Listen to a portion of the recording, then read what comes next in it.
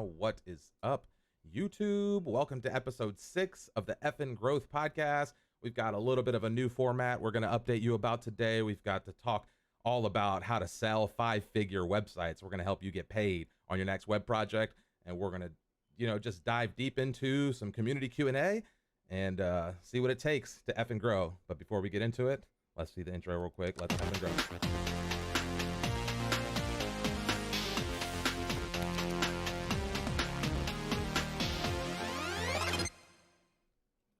Oh, okay. I think I switched over a second too early. I gotta like automate that intro thing or something. What's up, Yeah, everybody? I My think name we is need. Rymar. This is Joe Krug once again on the Effin' Growth podcast. What were you gonna say, Joe? Sorry. Well, I think we need to bring on a full studio crew here. The show's Oh, that's getting right. exciting. It's too hot. Too Yeah. hot. Yeah. Yeah, it's interesting. We've got a new format that we want to talk to people about today just real quickly. Let's take a look actually at that new page. So we've got basically right up top, if anybody's watching on the site, we're going to have the playlist embedded with the upcoming episode right up front. And then this is really where it gets interesting is the upcoming shows. You can now vote. And so today we're talking about how to sell 5-figure Webflow websites because that was the most voted on topic. But each week you can kind of vote for whatever it is you think we should talk about. And we'll even maybe start considering some of this stuff during the show. But you can also suggest a title here and submit that, and people can vote on that. And that's how we'll kind of start shaping the show concept, topics, things. We want to make sure that we're delivering value to all of you. And so we kind of worked over the last week to figure out the best way to let y'all get involved in that. And so other than diving into the show chat, comments, etc., which again, feel free to leave your thoughts in there. Anyway, interact with the homepage. What do you think, Joe? Anything else? Did I miss anything? Well, we want to make this even more interactive.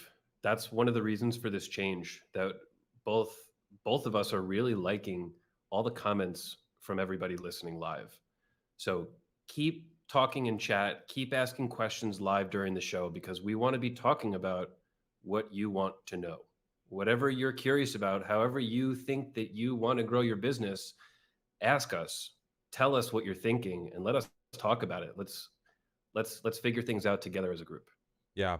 And I think that's the fun of this has kind of been those interactive moments in the show. And so, yeah, we enjoy preparing content. We enjoy sharing our information with you like in a prepackaged kind of way, which will kind of load up the show notes for today.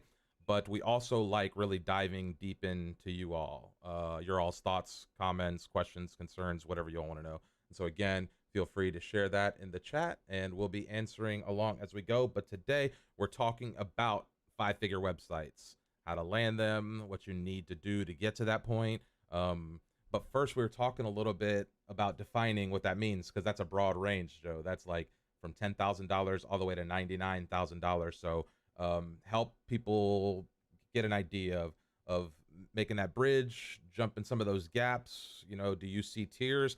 Because getting that first $10,000 website is a little different than selling a $50,000 website. So what do you think? Like, what should people be thinking about here as they're looking at selling or pitching larger 5-figure websites? I think everybody needs to be thinking about themselves. What is best for you? Don't relate yourself to other people. Don't look at what other people are doing and making. Think about yourself. Where are you right now in your business? What are you selling websites for now? What are your goals for next year? What are your goals for 5 years in the future? Make sure that you are basing your numbers on what you're doing. You as a person, you as an agency. That's the best advice I can give of how do I tell the difference between 10K and 20K website? How do I tell the difference between a 50K and a 90K website? It's all about you. So be very mindful of that throughout this entire conversation. We'll be throwing out some example numbers, but don't tie yourself to that number. Tie yourself to your own personal goal number. I like the little anecdote you gave when we were getting warmed up about how Finsweet's trying to make the jump to the next tier, and how you rationalize just thinking about making that jump to the next tier. So Maybe for you, it's a $5,000 website. Maybe for somebody else, it's a $10,000 website. Maybe for somebody else, it's a $50,000 website. Maybe it's a $100,000 website, $1 million website, whatever that may be. Can you go through that anecdote just a little bit to talk about it's really just about setting a milestone and getting to that next benchmark? This episode's called Five Figure Websites. The topic we're talking about is five figure websites. This concept, this information that we're talking about also applies to four figure websites, five figure websites, six figure websites, and seven figure websites. It's all the same concept. And Finsweet's been going through this since the very beginning. We started out with three figure websites, and then we got to four, and then we got to five. And now we are trying to get to six. We're not there yet. We're not actively bringing on six figure projects all the time, but we're looking to make that switch, just like you may be looking to make that switch from 4 to 5 or 3 to 4. That's really important to understand here, that it's not just about 5, it's about where you are and how to get to that next level. Yeah. Very And interesting. I love this concept that it really applies through all stages of the business. yeah, and the principles theoretically will just kind of agnostic to the cost will be the things you'll need to do to take those next steps. So just with that, do we want to jump into a little story time here, Joe? Joe and I are both going to share just a little bit of stories of how we landed early five-figure clients in our career and kind of some of that path. And so you want to go first, Joe? Sure. I've talked about it a few times, the HelloSign project. This was the first five-figure deal. And before that, the biggest project was, I don't know, $1,000, $2,000. And then the HelloSign project came up. If you've been listening to past episodes, you know some of this story. The same concepts are going to be used here. I worked my ass off to show them that I was good enough to do it. And I did everything that I could to make sure that that website that was built was accurately representing the price they were paying.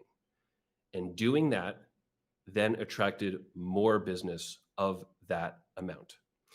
I actually felt a little bit underpaid from the HelloSign project, and I was fine with that. They paid X amount, let's say 10,000, and I felt like that could have been a 20,000 site, even with my low earnings before that. I felt it could have been 20,000, and I built it to 20,000. So if we now have a 20,000 looking site on the portfolio, what do you think that's going to attract? That's going to start attracting more 20,000s. It's going to attract more 10,000s.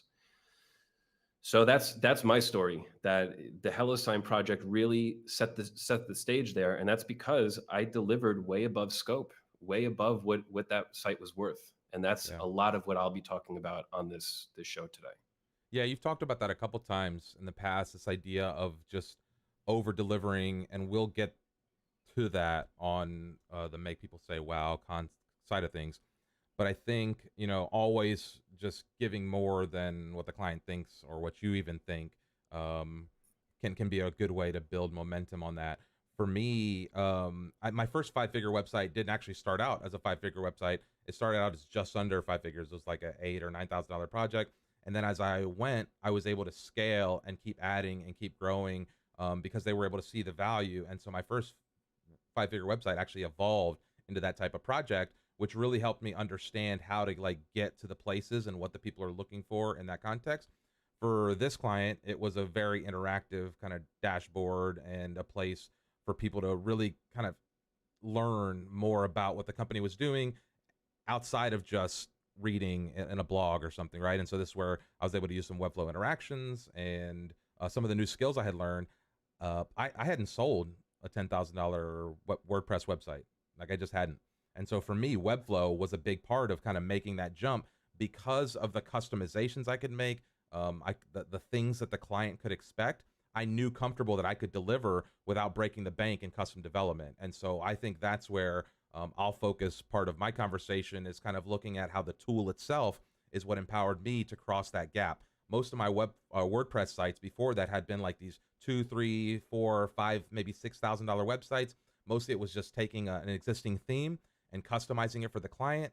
using some nice graphics, some beautiful images. Maybe we'd get some custom photos taken or something like that. But it was never really like a custom site. And with Webflow, I was able to build super custom experiences for people, and that allowed me to kind of take that threshold to the next level. And I think that was a huge step for me to cross into that next threshold. So let's see, Kyle, did you include creative in that 20K price for Hello Sign, or with a straight Webflow development? Yeah, I think that's a question. That's a good question to address right at this time. When you're talking about 5-figure websites, sometimes that includes design, sometimes that includes development. Do you want to talk about how we address that? Do you compartmentalize the projects? Yeah, maybe we address that just a little bit here. Yeah, sure. First, Kyle, I will address this question directly. First, it was not 20,000, not close to that. It was much lower than that. So that was not the final price. It was for development. It was for development. It was for strategy. I was working with their team, planning the website, planning how the CMS would work. And I think the whole project was about 5 months. So overall, a fairly low pay for that amount of time. And it was straight development. Yeah. Um, Yeah, and I guess that depends on the type of services you offer, right? A lot of times adding design or adding other services is a great way to get that project into that next tier. And I think it really just comes down to the type of services you offer, the comfort you have kind of pitching at those levels, because you have to have a different level of confidence to tell somebody, 10, 15, $20,000, even $50,000 for a website than selling a couple $1,000. And you're dealing with a way more sophisticated client, right? Somebody who's about to spend 10, 20, $30,000 on a website, they know what they're doing, right? Or at least they have a little, they should, you'd imagine, have a better idea. You'd be surprised. Let me not give everyone that credit, because you would be surprised. But theoretically, you're dealing Yeah. with a much more sophisticated buyer. And so they'll call you on your shit. You got to know more of the stuff. This is where it goes back to like some of the technical knowledge and some of the things we've talked about in other episodes. But let's get right into setting realistic expectations with the client, Joe. And so, what do you, I mean, what's your way? How do you manage that relationship with the customer, especially when you know you're dealing with a hot client, right? You're dealing with somebody who you know's got the budget, they're qualified properly, and you want to make sure that from the beginning you're setting that expectation that this is going to be a chunky project here. How do you start out those conversations? You always have to look to over deliver. If you are delivering right at scope or you're delivering just under scope, I consider that bad service or not the right way to continue growing. So setting that realistic expectation, saying this is what I can do, and being positive that you can do that is incredibly important. If you oversell yourself or say I'll figure it out later, that's really dangerous. Really dangerous, because if you can't figure it out, you've lost a client, you're in a huge mess, and that's a really big problem for growing. So you need to know your limitations. You need to know how good you are, and you need to know, is my work worth what this person is paying me? Is this person going to be oversatisfied at the end of the project?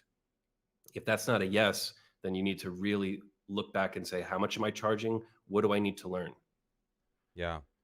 And You got to know I yourself. I agree 100% with that. I also think expectations for a customer is about what they're used to spending on some of these services, right? If you're dealing with, mom and pop local shop, they've probably never spent 10, 15, $20,000 on a website. And so when you come to them with that kind of bill, they're going to laugh you out of the room, you know?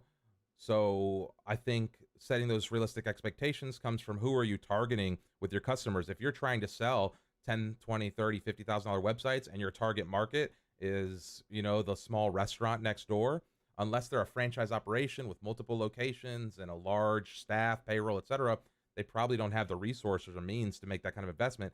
And even if they do, like, it's got to be a pretty sophisticated business to be spending this amount of money on a website. And so making sure that you're like real clear with, first of all, the type of business you're trying to approach, that they can afford the services and that they're open to this type of pitch, and that maybe they've worked in this context before. Because another thing is the type of communication that's required to be successful in these projects. Sometimes people are not confident with. And so, like, especially as it relates to gathering content or understanding what you're supposed to do. And so, like, your workflow, your ability to communicate with them, your ability to, like, just really manage that client has to be a little tighter when you're dealing with these higher profile clients, mostly because their expectations of what they're going to get for that higher price point are higher as well. And so finding that balance between all of those things. Do you have any other thoughts inside of that, Joe? Yeah, absolutely. We have a question from Jay, and Okay. that's exactly what I wanted to talk about next. Jay says, "My biggest problem is how to gauge and how to sell, like a breakdown of services. I'm always giving options on a call. This is going to save yourself from somebody saying, nope, bye bye, see you later. Sometimes you don't know how much somebody wants to spend on a site. Like Reimar, like you just said, you can't go into a mom and pop local business and say 10K, 20K. You also don't want to overquote a SaaS company or underquote, or you want to be right where the person wants to pay. So to make sure that you try to find that range, you can give different packages of different values. Let's say you give a 5K, a 10K, and a 15K. The 15K would be your biggest project, the 10K would be an amazing project, and the 5K is where you're at right now. Give that person the option. If they come back with the 5K, you just nailed a great deal, good for you. If they come back with the 10K, you're now growing. If they come back with the 15K, now you're ready to really start focusing on this project and start growing from that. Yeah. So give the different options, and breaking up of services, that's totally up to you. That depends on how long it takes you to do these services, how good you are at these specific services. But give that long range, that big range, where the lower side is your personal earning, how much you would normally charge, and the higher side is where you can get to that next level. And you can put the next level services in there. You can put things that are really going to take you a long time because it's a very careful and very important service. Yeah. So that's how I approach that, Jay. Yeah, and I love that. I think that that's a very common solution in sales processes, sales training. It's called the choice close, and it's about always reaffirming the buyer to make a yes decision. And so it's like if they have a scope of ranges, a $5,000 website, a $10,000 website, and a $15,000 website, they get to pick what their ideal budget is, and then you can kind of adjust the value of the project, right? And so if somebody negotiates down, you're like, sure, we're happy to reduce the cost of the website, but we have to reduce these offerings because they come in at this tier price point. And Yeah. like we do that on Finsweet with the pricing calculator on the like if you look on the pricing calculator on Finsweet, there's options for design. And actually, I don't know if that's been adjusted now that we've kicked the design, but it kind of time boxes the layers, right? And so it's like design and implementation, or design, implementation, then interactions. And it's like these layers that you can add value and add. And we've talked about how to add value, how to sell yourself, and how to really increase the value of what you sell. So I think really just organizing it in a way that the customer just wants to say yes, and giving them different places to do that makes a lot of sense. So Captain Super Macho, we're going to answer that towards the end, since it's a kind of off points. Let's see. You're focused on the U.S. market. What's your take on the people who are starting now, let's say underdeveloped countries who don't have access to more experienced clients? Borders have an impact. Adrian, yes, that's a really good point. I know everything's online now, et cetera, but being a wrong country can be an alarm. Yeah, I agree. The thing that I would say there is that there's still probably clients in your market that are interested in spending more money than the average website. And also, I would say that you don't necessarily have to compete for clients in your local market. The beauty of the web is that you can compete across the entire internet. And if your work's good enough, it'll find its way to the top. So we have people on our team that are from all parts of the country that are delivering beautiful, intricate, gorgeous websites that are demanding big dollars. So I don't know, it is a realistic limitation that you're not going to go sell the website to the person that's next door to you for $10,000 if you live in an emerging market. But that doesn't mean that you can't start positioning yourself to be the provider of top tier websites, either in that region or on a global scale or on a larger scale. It just really depends on how you package yourself. And yeah, I would not limit myself. I would say that early on in my career, I tried to limit myself to my local market. It's just a small pool, right? the likelihood that your ideal clients for the work you want to do live within a geographical radius of you is so small. And so really it should be about expanding that. And maybe that's a great transition into And nailing the fundamentals. But go ahead, Joe. yeah, let me comment on this also, Adrian. I also agree that the distance can be an issue. That people from the U.S. they want to spend the money, but they also want a security and a uh, being comfortable working with people that are on the same piece of land as them. You know, if something happens or some issue happens, and you're all the way across the world, they don't really have a good recourse, especially when they're spending a relatively low amount of money, where legal fees and all of that crap would be way too much. So it's very dangerous for this person to start working with somebody international. I think you can offset this with the portfolio, absolutely. If you have a whole portfolio of US clients will be ready to work with you. And I'm not talking about a portfolio of 1, 2, or 3 sites. I'm talking about 10, 20 sites. This is not impossible. This does take time, but I truly believe that if you focus on going in the US, showing off US companies will start working with you. And in the US, people are paying very good amounts for their websites. Yeah, and lots of places, lots of markets are demanding high prices. Um, so I don't think that's even limited just to U.S. Canada, the UK, all over Yeah. Europe. You know, these prices are not crazy to get a high quality website, especially because websites have kind of become commoditized a little bit. Where again, anybody with a little bit of WordPress knowledge or a little bit of design skills can go into Wix or Squarespace, or there's so many options, and those people are all out there competing against you, right? And so they're competing for those $3, 4, $5,000 websites, $2,000 websites, $500 website, whatever it is, right? Those cookie cutter style websites. There's tons of competition there, and so the more you can do to elevate that experience, and this is where Webflow comes in because of that beautiful customizable experience, the bespoke CMS, the interactions, the just the things you can do with this platform allow you to create those types of websites. So if you're using Webflow as a tool to try to recreate what other people are doing in Squarespace and Wix, etc., maybe you can do it cheaper, but you're not necessarily you're just going to be competing against a massive pool of other people who are trying to like just do that. Whereas finding ways to set yourself apart, we've talked about this before about creating unique value in the community, about somebody uh and she'll put a comment in here about how much do you think posting on your work on social media, being active is useful in getting bigger, better projects. Um, it helps. It drives people to Finsweet. It drives people to the website. It exposes the portfolio. People get excited about what we're doing in the community. They see the projects. They see the capabilities. This for sure reinforces that they're making a good decision by hiring us versus hiring somebody else, even if the work is equal at whatever level is perceived by the client, right? And so this is the perfect transition to nailing the fundamentals, because what I talked about is making sure that you're doing everything right.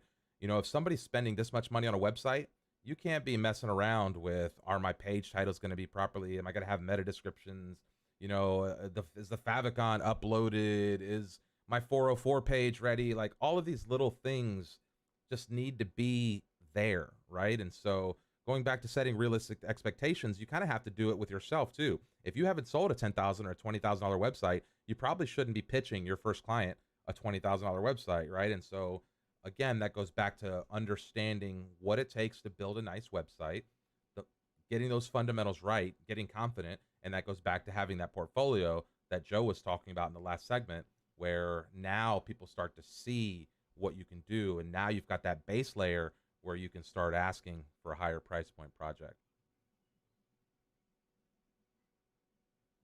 Nailed it. Nailed it.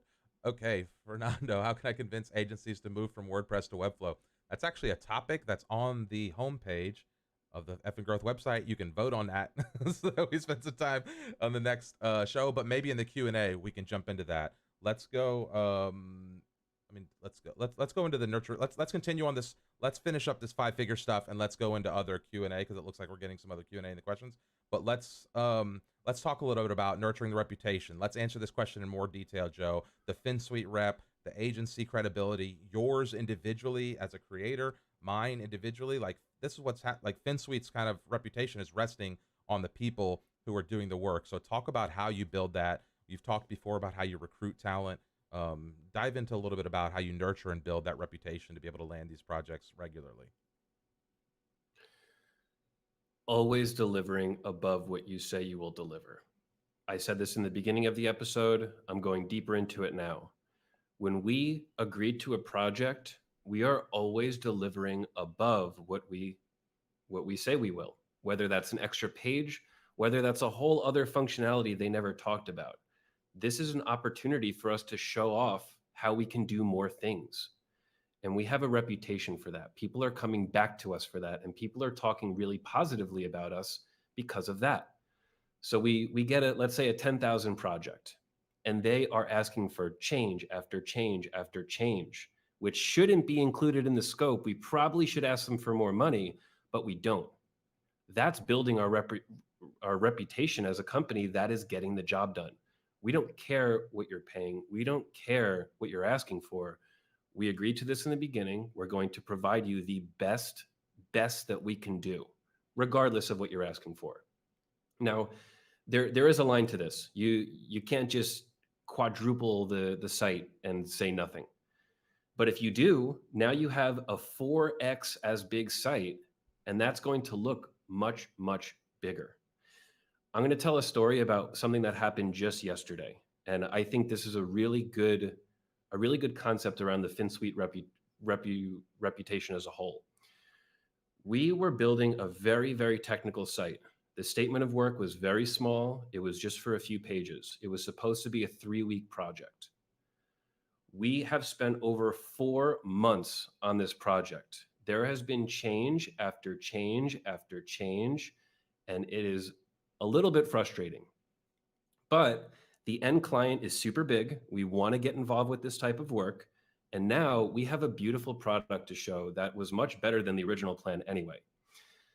Our client came back and said, we're about to roll this out to the US branch and to the Canada branch. We are now going to recreate this same site 3 or 4 more times, which is going to be new business, which is going to be higher money. And if we had stopped at that 2 weeks or 3 weeks in the beginning, we would have never got here. So really working our ass and nurturing this reputation as we are getting the job done. We're going to do anything we can to make you happy. That is now leading more business our way. And it has now become cash flow positive because we just worked our ass off for 4 months. Yeah. So that, you look at reputation like that. You are delivering above, and people talk about that. People get excited. They're going to post on their LinkedIn. They're going to tell their friends about you. And it's not because the site is beautiful. It's because you did a really good job working with them. Yeah.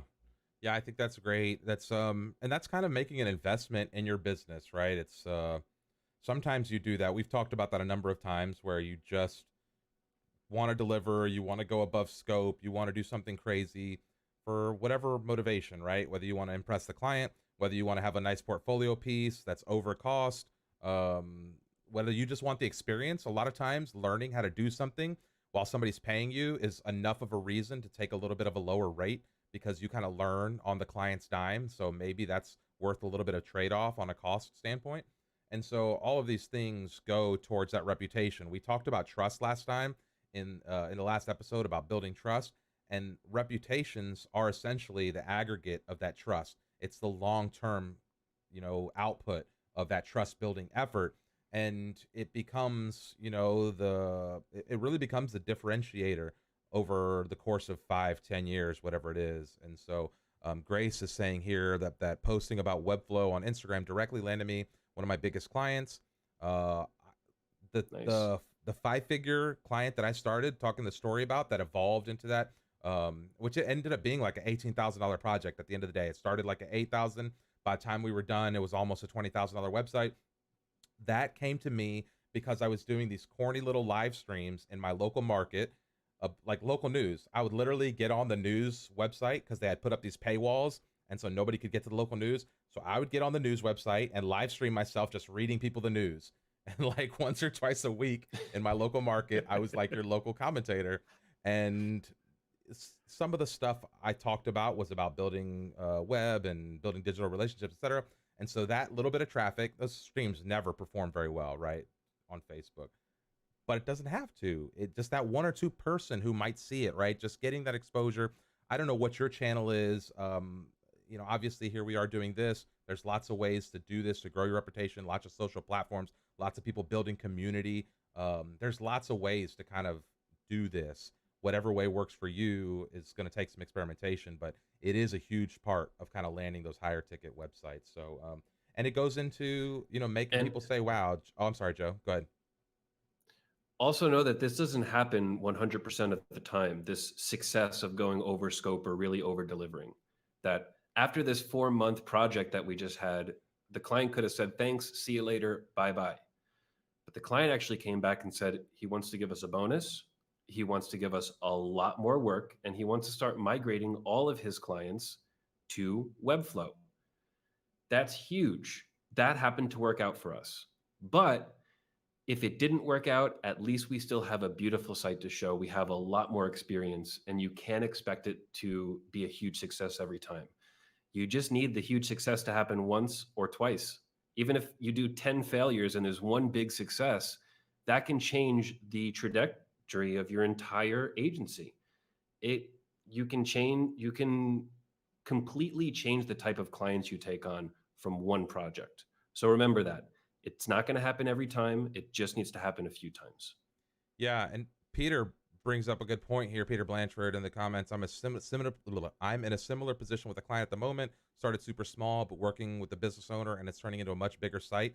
This is the value of properly qualifying your prospect and setting those expectations. If you sell a $10,000 website and that's every dollar the business has, first of all, two things are going to happen. They're not going to be happy with you because you've taken all of their marketing budget. So literally, no matter how good the website is, they're going to be salty that they just don't have more budget, behind that. And for you to get more work out of that client is going to be like pulling blood out of a turnip. It's just, you just can't do it. Whereas, working with clients who have a little bit of room to growth and it's maybe a $10,000 budget, maybe that's the entry level budget. Maybe that's just them figuring out whether they can have, because people get burned all the time on websites. So maybe they're just trying to figure out is, can I find a quality, reputable person here who's going to do right by me? And so, like Joe says, to be able to take that next step or maybe get that to pay off really comes down to, at the beginning, setting those expectations and understanding, is there more value here with this client? Is it a worthwhile investment for me to take my time and spend it doing this above and beyond for the client? Right? Again, if I know this is the end of it and there's not a lot of more work here, why would I go above and beyond, right? And again, if you're not willing to go above and beyond, why take the project? And so I understand not everybody can do that because not everybody's in a position to just turn down work. But your goal should be to get to the position to have some walkaway power, right? You're most powerful in your sales when you have a little bit of walkaway power, when you don't need every deal. When you only have one deal like sitting in front of you, you're going to do whatever it takes to close that because it's your paycheck. But if you've got multiple deals working, if you got lots of things going at once, you have a little bit of walkaway power. That gives you a little bit more negotiating room and a little bit more confidence to throw those bigger prices out there, which again can lead to projects that allow you to help make people say, wow. My stumbling through this transition into the next segment, but that's a big part of this, right? It's like blowing people's minds. So obviously we take this very seriously at Finsweet. Joe, talk about your mentality around this. Like, you love to just kind of make people say wow when they see a new website. So where did that come from? Talk about the value you drive through that. Yeah, making your clients say wow can be in a few different ways. What we've just been talking about, delivering above scope, that makes people say wow. Visually, doing something really cool that was not originally talked about will make people say wow. Let's say an animation. You have an illustration and you say, hey, I can actually animate this if you want in layers. That's going to make people say wow if you never talked about that. It can also be something more functionality based. Hey, I set up a CMS template for you in case you want to do landing pages. That's an easy one. Let me talk about that. We do this all the time. When you're setting up CMS in a whole site, it takes a very short period of time to set up a very simple template that will let them put out SEO pages or let them put out a unique form for a marketing campaign. This could take you less than 30 minutes But if you do this, film yourself showing how to use it and say, hey, you can do this with SEO, this with SEO, and you can do these form campaigns, people are going to say, wow, that is awesome. The whole thing takes you maybe 30 to 60 minutes, and you have now blown these people away. That's a very easy win. So when you're blowing people away, you don't have to spend a lot more time. You don't have to do a lot more work. You need to find what this client would find valuable and then go and deliver that to the client. Yeah. It could be small, it could be big, but just focus on making that person really happy with you. And this is perfect for the no code world because you can just start adding so much value with some of these tools. I did a site one time where the client just had no technical inclination, had no desire to manage the content on their website. I hooked up an Airtable base. I set up a couple zaps. I said, here, update your menu here. Gave them a spreadsheet to update their menu. Every time they updated that menu, bing, we would just refresh the content to the website, and now they don't ever have to deal with getting into the site. Client was blown away. Beautiful website, super easy to manage. No real added cost or infrastructure. I think I just set them up with a free Airtable account and whatever, off to the races. And so there's places everywhere inside of these deals to find a way to make the client just, okay, this is why I picked Say, this wow. person. This is it. This is Yeah. literally why we hired these folks to do the work. And so as many opportunities as you can to get people to do that, which goes right into the perfect transition here for the follow through, because that's what that all is about, right? It's all about delivering the end product. It's all about consistently closing and delivering on the promise you made at the beginning of the project, right? So a contract is an initial promise that you're making. At the end of the promise, did you live up to what you said? And doing that consistently over time is what we spent the whole episode last time talking about, is really how you get to the place where you can consistently land these high value projects. Joe? Yeah, I'd love to get into the questions here. Yeah, I We have think we some got it. juicy questions. Yeah. You got one that I you're looking at? I see a good one from Eric. Eric is in a current situation where the client signed the proposal, but it's been 2 weeks and they haven't paid the initial retainer. Mm, They've been sending reminders and he doesn't want to keep asking them. When people are not answering you, that's a red flag to me. Some people will come and say, hey, can I pay you this time or later in this day, or later in this week, or another time? Sure, we can go do that. But if they're not responding to you, that's a red flag. At this kind of turning point, I would give them an ultimatum. Hey, if you want us to start the work, you have to respond to this. You have to we have to move forward. If not, we're going to put our resources somewhere else. yeah, I think the Yeah, best way that's how there I would is approach that. Send that ultimatum. just position it, and maybe not like a hard ultimatum. At least I wouldn't. I would say something like, hey, our resources are in demand. We've reserved resources for this project because you indicated that you were interested in moving forward. So we've got resources reserved or a time slot booked. If we don't take advantage of this window, the next window isn't till X, right? And so again, give Yeah. them a little bit of Yep. impetus to just move that project forward. Or it could be like, look, it's like a girl you're trying to date, and if she's not real responsive on those texts, when you're trying to ask her out for the second date, sometimes you got to read between the lines, And so Yeah. that's I don't know. Sometimes I think Kyle said it here. Just not all relationships are meant to be, and so let's see. Georgie asked, just noticed a stream. Yes, it'll be available on YouTube. We've got 5 other episodes. We've been doing this every Tuesday at noon for the last 6 weeks now, and so yeah, you can check that out. Retrovision.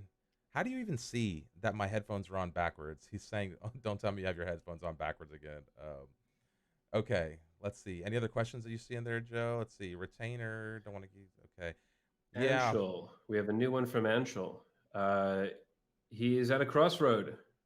Should I brand myself as a freelancer versus brand as an agency?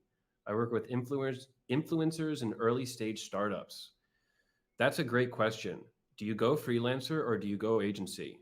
And I think a clear answer to this is, if you see yourself growing the team, go agency. If you can see one other person working with you, go agency, because that should really be what you're trying to do. Add new JavaScript developer, or add a designer or a developer, and now you're an agency. If you want to always own the process, it's just you, I'm my own person, go freelancer. If you really want to take 100% control of everything, the freelancer route is the way to go. Yeah, and I kind of danced around this myself up until joining Finsweet. Sometimes when people talked or thought about me, they were thinking about me as a consultant slash freelancer slash hired gun, and sometimes they saw me as an agency because I did a good job of building a brand, even though it was an agency of one most of the time. You know that the brand and the appearance and the website can kind of give that appearance of a larger operation. I say whatever you can do to like build confidence and trust in a customer who's looking at you without being deceptive or without lying about your capabilities is probably the best route to go. Sometimes it also depends. People like working with a freelancer versus an agency. So it can also change the expected price points, right? So if somebody thinks they're working with an agency, they might expect higher pricing than if they're working with a freelancer. And so all of that, I think, has to do more with uh, assessing the customer, which we talked about. I forget what episode that was, but I think it was about understanding how to sell Webflow. We talked about understanding the customer before you start selling. And I think that goes back to those concepts where you really have to understand who you're selling to kind of position yourself in the most effective way to close that deal.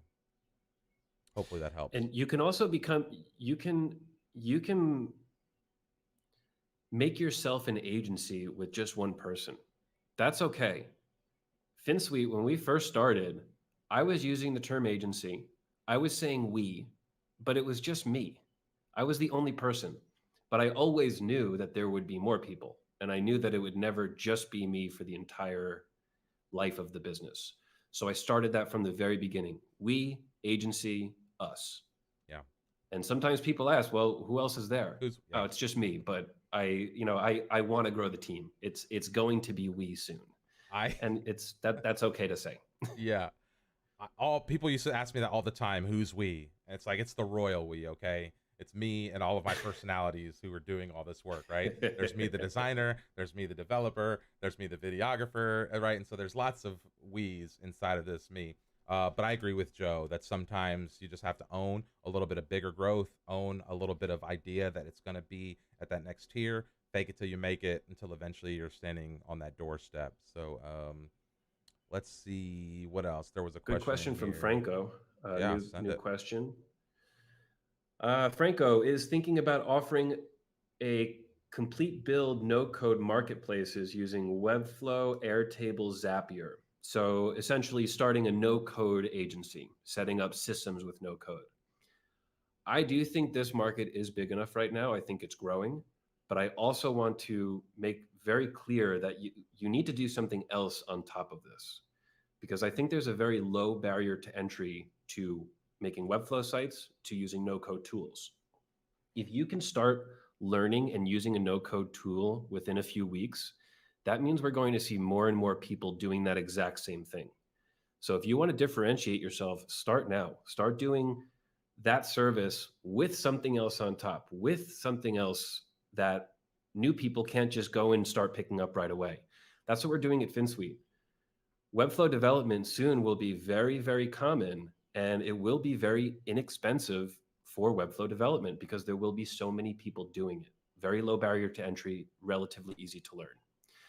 That's why Finsweet is focusing on technical, because this is something that we can own that people cannot learn. You can't just go and open up a course and be proficient in that in 1 month. So try to find something on top of that that will make you next level in 2 or 3 years when everybody's doing this. Yeah.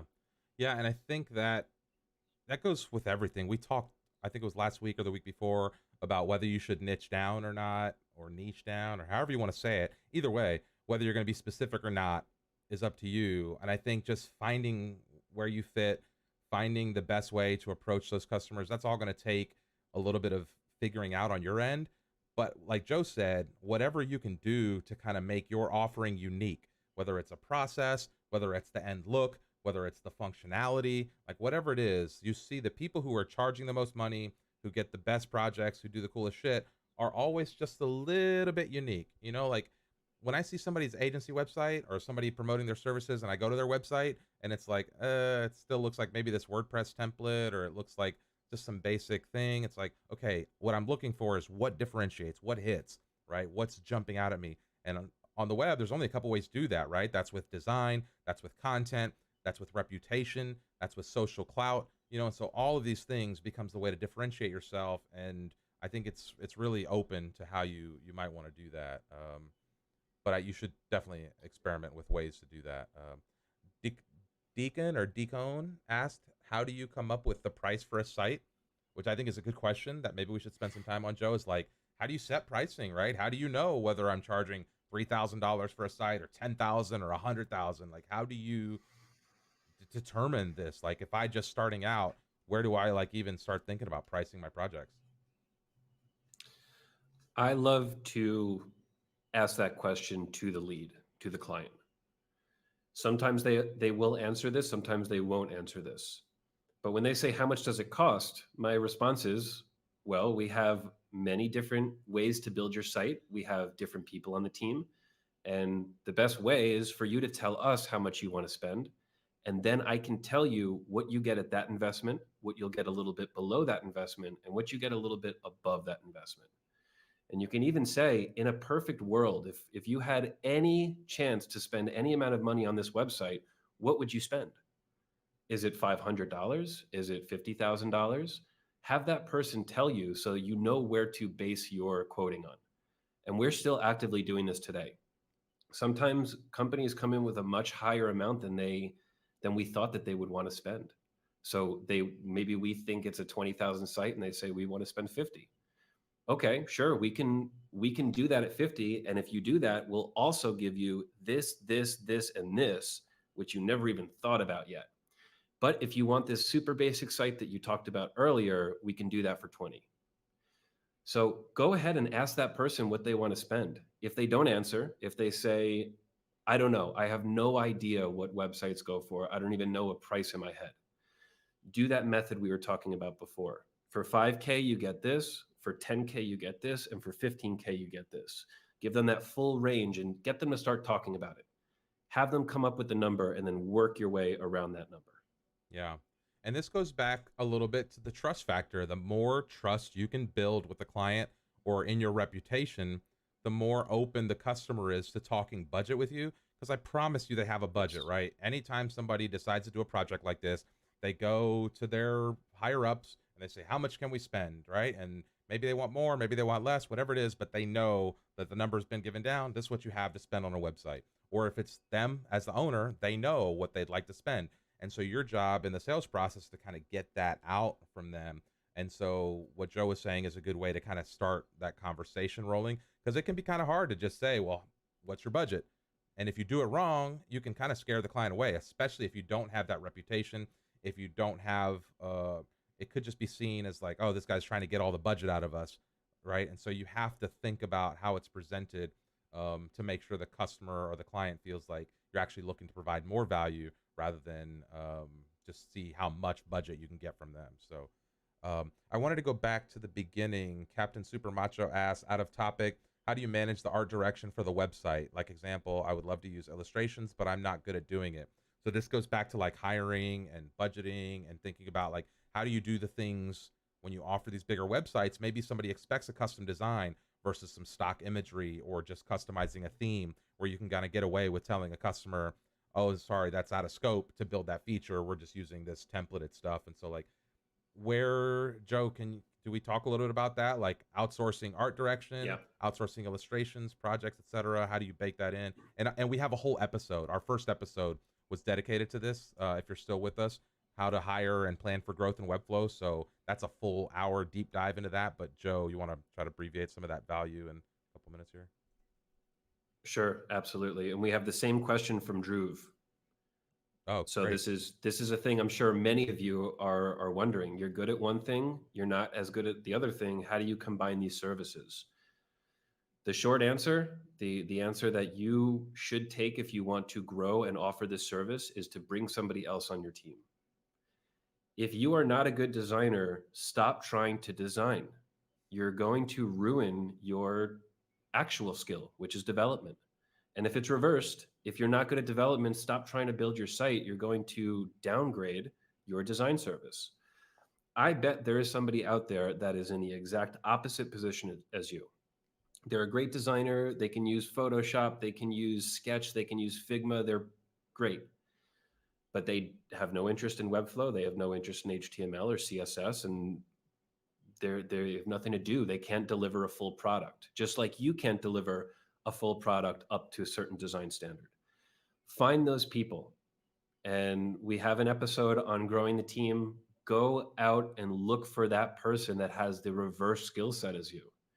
That's exactly what I did at Finsweet. I found a designer and he only designed. He had no interest in websites, even tried to get him involved in Webflow, and he basically said, screw off, not interested. He was a perfect match, perfect, because he just designed. And that was how we started getting good at design, not because of me, because we brought on a professional in that field. So that's what you have to start doing. Yeah. And Elisa, welcome to the stream. She said finally made it to the live stream. But yeah, she's making a good point. Outsource, delegate, build your team. 100%. The only way you're going to scale, and this is where you can actually start scaling, is when you start selling these bigger projects, right? So the idea is you build a little momentum selling the 5, 6, 3,000, whatever it is, right? Get those small websites churning.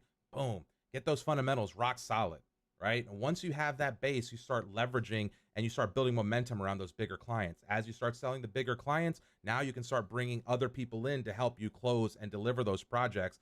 And as you get better at bringing those people in to help you close and deliver those projects, you can start to grow and scale the operation around the edges. This is 100% what Joe has done over the course of this. I'm talking as somebody who's built other teams and understand how sales teams grow, but this is it. You build momentum and you close more deals. I have a friend right now who's a videographer and he's trying to do all these like legal things and like set up systems and do whatever, but it doesn't have any business. And it's like, none of that shit matters. Go sell projects, go get clients, and then figure out the rest of it, right? If you're not bringing in enough projects or high enough value projects to keep yourself fed, to grow a team, to bring somebody else on, then you're never really going to be able to get that next step because you're really just selling your own time. And I think a lot of this, a lot about taking that next step is really about figuring out how to do exactly what Annalisa just said, is outsource, delegate, grow your team. So kudos. Thanks for joining us on the stream. We appreciate you being with us and dropping a little bit of tips there. Connor Finlayson, what's up, Connor, in the house? Yeah, we got a good squad. So what else? What do you got to say about any of that, Joe? Yeah, I see a comment from Jay here. Why don't we all use this community to find what we need from each other? It's right here. So Reimar, we're doing a lot with community. We're starting to get people together in a co-working space. We have plans for everybody in this live stream, everybody that follows Finsweet, to start collaborating together, to start learning with each other. So yeah, let's go and do that. Maybe Reimar, we talk talk a about little that. bit. Yeah, talk a little bit more about that because um, there is such a quality community here. Pixel Geek in a house. What's up? Celebrities. All the Webflow celebrities are dropping in today. I love this. We're experimenting with a lot of this stuff, right? We've been doing this live stream for 6 weeks now. We're averaging 50 to 60 people hanging with us live throughout the show. We love that.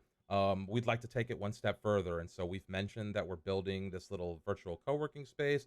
We've played with different types of programming. We're working with official Webflow meetup groups to figure out how do we collaborate on larger events. Some of you are part of that are in the audience right now. We're talking about a partner program so we can start sending referrals out and like helping other people kind of grow those lower tier projects, right? We're getting to the point where now our focus is on enterprise. And like Joe said at the beginning, is what's that next tier for us, the 6-figure web project, right? And so when people come to us with that little $5, $6, $8,000 project, it may be a great value project for somebody else. We are not really taking those on right now. And so how do we distribute that? Part of what we want to do with this community that we're building is start figuring out how do we build a referral system for that? How do we build a trusted network of people who want to, again, make sure they're delivering the goods, they understand our quality of delivery, and they're just out here, looking for opportunities for new work to expand, etc. And so, yeah, let's see. I don't know. Expect us to experiment a ton with community engagement, etc. Actually, right now, if you guys would like to go and take take a shot at the website, leave your votes for what we should talk about next week. We got to pick a new topic for next week. But what's got you laughing there? Yeah, I'm laughing at Pixel Geek's comment here. Nelson, you had me laughing at this. I sell 10-figure projects already. I just added to the right side of the decimal. I like that. Oh, we got Matthew Munger in the house too. Man, we are getting all the Webflow OGs here. Before you end, I came a couple minutes late. Did you say anything about the Airtable app? I need access, bro. We have not heard back from Airtable. We're just as anxious We're as you waiting for all their are. confirmation. Yeah, we are Yeah. just as anxious as everyone is to get our hands on the official app. So you all will be the first to hear about that for sure. Especially if you're Yep. not subscribed, go to the F and Growth podcast homepage. Be sure to subscribe. Subscribe on YouTube, and share this with a friend. We'd love to just kind of continue to compound the growth of this group here. And if you think you know of anything that we might be able to do to add more value to you all, um, I know we talked before about design reviews. We talked about live site teardowns, and so we haven't started doing a lot of these because we're waiting for our like virtual co-working space to be launched. And so stay tuned for some of that. We've got a big survey that we're gonna release here about working with Webflow. So you guys are the first in the public to hear about that. We've got a small committee kind of helping shape that. Actually, Nelson, if you're out there listening, we're still waiting on your feedback. So go in that document, get in there and fill that survey out, and or at least give us feedback on the questions. But yeah, just expect us to do a ton of things to help figure out what is the Webflow community, how can we provide value back, and how can we all help, rising tides lift all the boats. So yeah, that's what I got. Anybody else? Webflow login was down. Oh, anything else, Joe? What do we got? Oh, we lost Joe. Joe said he's out. All right. Well, I guess that might be the end of it. Who knows if Joe lost his internet connection there or what, but we appreciate everyone hanging out with us today for the episode. Let's do one of these things and send it out. We appreciate you all. We'll catch you next week. Be sure to go over to the F and Growth website and vote for what you'd like to see us talk about. And if you have any other thoughts, you can reach out to communications@finsweet.com to send us a direct message. Otherwise, we'll catch you next week. Let's F and Grow. Bye.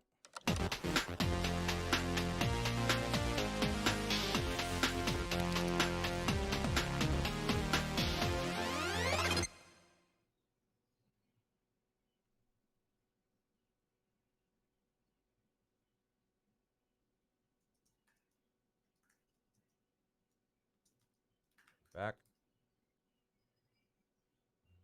Okay. All You're right. back.